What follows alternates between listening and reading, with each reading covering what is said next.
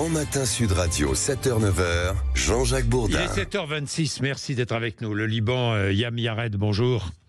Bonjour. Merci d'être avec nous encore ce matin. Vous êtes libano-canadienne. Vous avez écrit Implosion aux éditions de l'Équateur. Vous êtes à Beyrouth, Yam Yared. Israël est entré dans le sud Liban, incursion terrestre limitée au sol.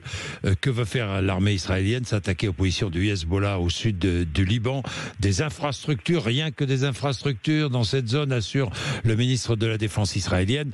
Oui, mais Israël a aussi bombardé plusieurs autres zones du Liban. Beyrouth ce matin, quelle est l'atmosphère? Alors écoutez, moi j'ai pas dormi de la nuit, je me suis réveillée à minuit par le bruit. Donc la nuit a été très très chaude même à Beyrouth.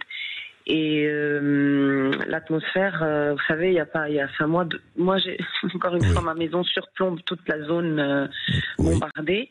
Et je peux voir les voitures. Enfin, il y a personne sur les routes. Il y a de la fumée vers l'aéroport. Il y a toujours cette fumée.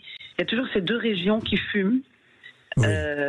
C'est triste à voir, c'est triste à vivre. De manière sonore, c'est très très angoissant parce que on vit avec les drones et les bruits d'aviation permanentes. Même quand je suis à Paris, moi, c'est comment vous entendez le bruit d'un avion qui atterrit près de l'aéroport. Sauf qu'ici, on ne sait jamais si c'est une aviation civile ou si c'est une aviation israélienne. Donc tout cela est très très angoissant pour les Libanais, sachant surtout le vécu que nous avons avec la guerre.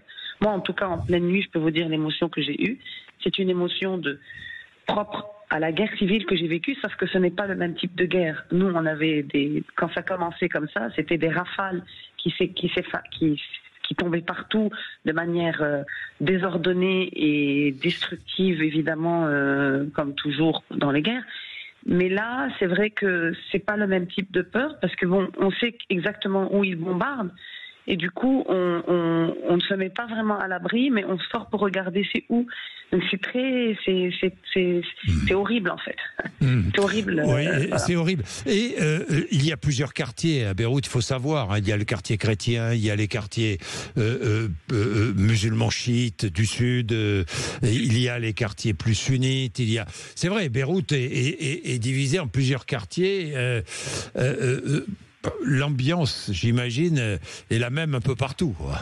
Évidemment, il y a plus de zones protégées, ou de zones épargnées. De zones épargnées, je veux dire là, Beyrouth, de zones épargnées, à part les zones à majorité chiite, là où il y aurait des caches d'armes encore, là où il y aurait encore des voilà, ce sont ceux-là qui apparemment sont touchés, mais par contre, sur tout le reste de Beyrouth, nous sommes dans une crise humanitaire sans pareil. Voilà. Vous êtes tous concernés. Le danger est là. Vous êtes tous concernés par ce qui se passe, évidemment. Hein. Mais non, on n'est pas seulement concernés. Pour nous, moi en tout cas, et je pense que je partage l'avis de plein d'autres Libanais. Moi, je fais pas la différence entre un chiite, un sunnite, un chrétien. On est tous Libanais, on est tous concernés. Oui. Et Yam Yared, est-ce que le sentiment du Libanais, est-ce que les Libanais ne sont pas d'un certain côté heureux de voir que Israël est en train de se débarrasser du Hezbollah? Alors là, je suis un peu excessif quand je vous pose cette question, mais je vous la pose. Du tout.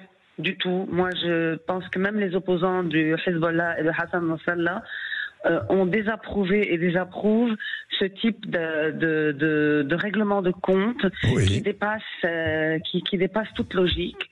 Si nous commençons à permettre à Israël d'assassiner en toute impunité des opposants, nos propres opposants politiques, on ne peut ne pas souscrire au Hezbollah et à Hassan Nasrallah. Ça reste quelqu'un qui représente une lutte, qui représente une partie de la population libanaise, qui est là, qui a siégé aussi au Parlement, qui siège.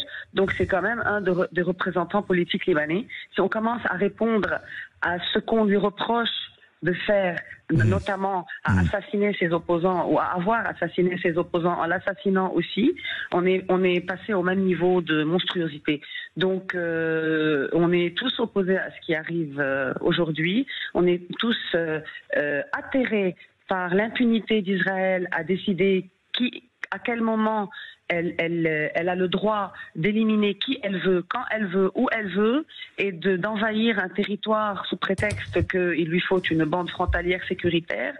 Elle a tous les droits en fait. Notre ciel aussi, ça fait déjà des années qu'on est habitué à vivre avec leurs drones, avec la violation de notre espace aérien. À un moment donné, ça s'arrête quand en fait? Bien, Yam Yared, c'est très intéressant ce que vous nous dites et je me permettrai de vous rappeler parce que vous êtes notre grand témoin là-bas au Liban, on a besoin de savoir ce qui s'y passe évidemment. Merci vraiment, merci encore une fois d'avoir été avec nous ce matin, il est 7h31, le temps ici en France dans un instant avec Rémi André.